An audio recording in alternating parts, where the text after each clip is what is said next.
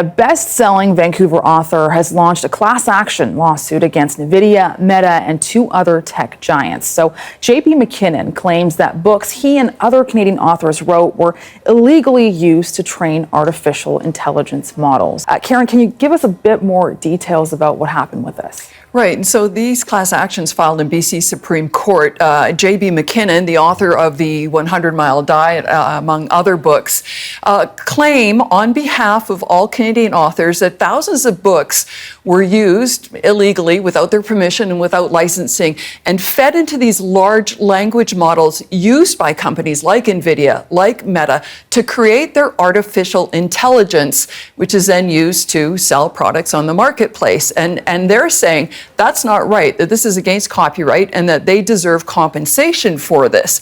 They say many of the books were pirated, and in fact that the books had their copyright stamps removed, so even the artificial intelligence doesn't know that it's using copyrighted material. It's a really interesting case, and one that's very timely when you think of where we are. Now, MacKinnon, I talked to him and he says this feels like a David versus Goliath, with these tech companies. Nvidia, for example, has a market valuation of $4.28 billion, and these are just writers that are trying to make a living in that very, hard marketplace.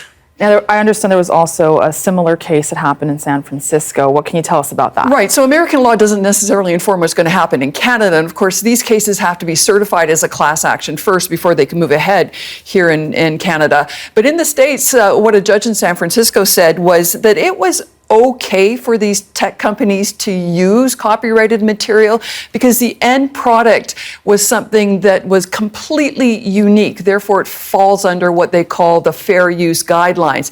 But what the judge did say is that books that were used without that were pirated, came from online sources, these sort of pirated online libraries, that might be a different situation, and that's going to be looked at a little bit later.